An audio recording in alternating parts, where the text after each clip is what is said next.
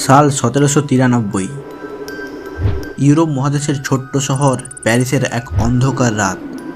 ফিলবার্ট Asphalt নামের এক ব্যক্তি একটি ছোট্ট মোমবাতি হাতে নিয়ে প্যারিস শহরের নিচে অবস্থিত এক গোলকধাঁধায় প্রবেশ করেন। তিনি জানতেন না যে তিনি যেখানে পা রাখছেন সেটি কোনো সাধারণ সুড়ঙ্গ নয়, সেটি হলো প্রায় 60 লক্ষ মানুষের শেষ ঠিকানা। ফিলবার্ট আর কোনোদিনও ফিরে আসেননি। দীর্ঘ 11 বছর পর 1804 সালে তার কঙ্কালটি খুঁজে পাওয়া যায়। কিন্তু আশ্চর্যের বিষয় কি জানেন? তার কঙ্কালটি পাওয়া গিয়েছিল ঠিক সেই দরজার পাশেই যেটি দিয়ে তিনি বের হতে পারতেন। কিন্তু ঘুটঘুটে অন্ধকারে তিনি দিক হারিয়ে ফেলেছিলেন। নমস্কার, উদ্দীপনা চ্যানেলের আরও একটি নতুন ভিডিওতে আপনাদের সবাইকে স্বাগত জানাই। আজকের এই বিশেষ ভিডিওতে আমি আপনাদেরকে জানাবো ইউরোপ মহাদেশের প্যারিসের সেই রহস্যময় ক্যাটাকম্বা সম্পর্কে। কেন এই শহরের নিচে প্রায় 60 লক্ষ মানুষের কঙ্কাল সাজিয়ে রাখা হয়েছে, আর কেনই বা এখানে মানুষ আজও একা যেতে সাহস পায় না। তো চলুন শুরু করা যাক। প্যারিসকে আমরা জানি সিটি অফ লাইটস হিসেবে। 1800 শতাব্দীতে প্যারিস ছিল ইউরোপের এক অন্যতম প্রধান শহর। কিন্তু এই উন্নতির সাথেই আসছিল এক চরম বিপর্যয়। প্রথম প্রধান কারণ ছিল অত্যাধিক জনসংখ্যা। প্যারিসে মানুষের সংখ্যা এতটাই বেড়ে গিয়েছিল যে সাধারণ মানুষের থাকার জায়গার পাশাপাশি মৃতদেহ কবর দেওয়ারও জায়গা শেষ হয়ে এসেছিল। দ্বিতীয় এবং সবচেয়ে ভয়ঙ্কর কারণ ছিল মহামারী। মধ্যযুগ থেকে শুরু করে 1800 শতাব্দী পর্যন্ত প্যারিস বারবার ব্ল্যাক ডেথ, প্লেগ এবং কলেরার মতো মহামারীর কবলে পড়ে। হাজার হাজার মানুষ প্রতিদিন মারা যাচ্ছিল। শহরের কবরস্থানগুলোও এতটা পূর্ণ হয়ে গিয়েছিল যে সেখানে আর মৃতদেহ রাখার তিলমাত্র জায়গা ছিল না। সবচেয়ে ভয়াবহ অবস্থা হয়েছিল লে ইনোসেন্ট কবরস্থানের। 1780 সালের মে মাসে এক প্রবল বৃষ্টির পর সেই কবরস্থানের দেওয়াল ধসে পড়ে। ফলে শত শত পচা মৃতদেহ পাশের সাধারণ মানুষের বাড়ির বেসমেন্টে ঢুকে পড়ে। শহরের বাতাস এতটাই বিষাক্ত হয়ে গিয়েছিল যে সাধারণ মানুষ অসুস্থ হতে শুরু করে। তৎকালীন রাজা বাধ্য হয়ে এক চরম সিদ্ধান্ত নিলেন। শহরের উপকণ্ঠে থাকা পুরনো চুনাপাথরের খনিগুলোতে এই সব কঙ্কালকে সরিয়ে ফেলার নির্দেশ দেওয়া হলো।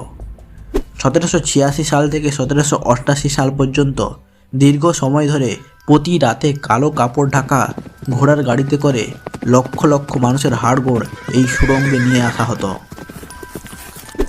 প্রথমে এই হাড়গুলো শুধু স্তূপ করে রাখা হয়েছিল, কিন্তু 1810 সালে লুই এতিয়েন নামক এক পরিদর্শক এই জায়গাটিকে একটি দর্শনীয় স্থান বানানোর পরিকল্পনা করেন। তিনি হাড়গুলোকে অদ্ভুত সুন্দর নকশা করে সাজাতে শুরু করেন। আপনি যদি সেখানে যান তবে দেখতে পাবেন দেওয়ালে সারিবদ্ধভাবে সাজানো উরুর হাড় এবং মাঝে মাঝে রাখা মাথার খুলি। কোথাও কোথাও হাটের আকারে খুলি সাজানো হয়েছে। সুড়ঙ্গের প্রবেশপথে একটি পাথরে খোদাই করে লেখা আছে, থামো, এটি মৃত্যুর সাম্রাজ্য। এই বাক্যটি পাঠ করার সাথে সাথে যে কোনো সাহসী মানুষের বুকেও ঠান্ডা স্রোত বয়ে যাবে। এই সুড়ঙ্গগুলো প্রায় 200 মাইল বা 320 কিলোমিটার জুড়ে বিস্তৃত, কিন্তু সাধারণ মানুষের জন্য মাত্র 1.5 কিলোমিটার খোলা রাখা হয়েছে। বাকিটা এক দুর্ভেদ্য রহস্য। প্যারিস ক্যাটাকম্বস নিয়ে সবচেয়ে ভয়ঙ্কর রহস্যটি শুরু হয় 1990 এর দশকে। সুড়ঙ্গের নিষিদ্ধ এলাকায় একটি ভিডিও ক্যামেরা পড়ে থাকতে পাওয়া যায়। সেই ক্যামেরার ফুটেজে দেখা যায় একজন ব্যক্তি ক্যামেরা হাতে নিয়ে সুড়ঙ্গের গভীরে হাঁটছেন। হঠাৎ তিনি ভয় পেয়ে দৌড়তে শুরু করেন। তার নিঃশ্বাসের শব্দে আতঙ্ক ফুটে উঠেছিল। এক পর্যায়ে তিনি ক্যামেরাটি ফেলে দিয়ে অন্ধকারের মধ্যে অদৃশ্য হয়ে যান। আজও জানা যায়নি সেই ব্যক্তিটি কে ছিলেন আর তার সাথে কী ঘটেছিল। অনেকে মনে করেন সুড়ঙ্গের অতল গভীরে এমন কিছু আছে যা সাধারণ মানুষের কল্পনার বাইরে। এছাড়াও এখানে ক্যাটোস্ফিয়ার বা ক্যাটাকম্বস প্রেমীদের এক গোপন গোষ্ঠী আছে। তারা পুলিশের চোখ ফাঁকি দিয়ে নিষিদ্ধ সুড়ঙ্গে ঢোকে।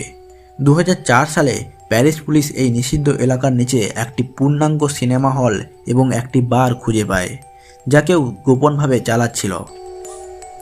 যখন পুলিশ সেখানে ফিরে আসে তখন সেখানে কেবল একটি নোট পাওয়া যায়, যেটাতে লেখা ছিল, আমাদের খুঁজে পাওয়ার চেষ্টা করবেন না।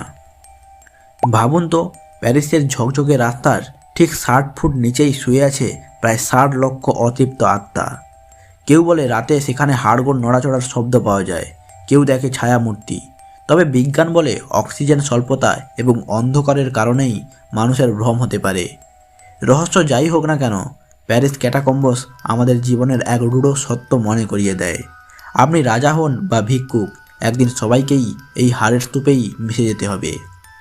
আপনি কি কখনো প্যারিসের এই মৃত্যুর সাম্রাজ্যে যাওয়ার সাহস করবেন? আপনার মতামত আমাদের কমেন্টে জানান।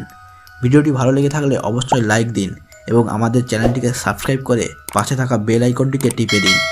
দেখা হবে পরের কোনো রোমহর্ষক ভিডিওতে। ততক্ষণের জন্য সবাই ভালো থাকুন, সুস্থ থাকুন। ধন্যবাদ।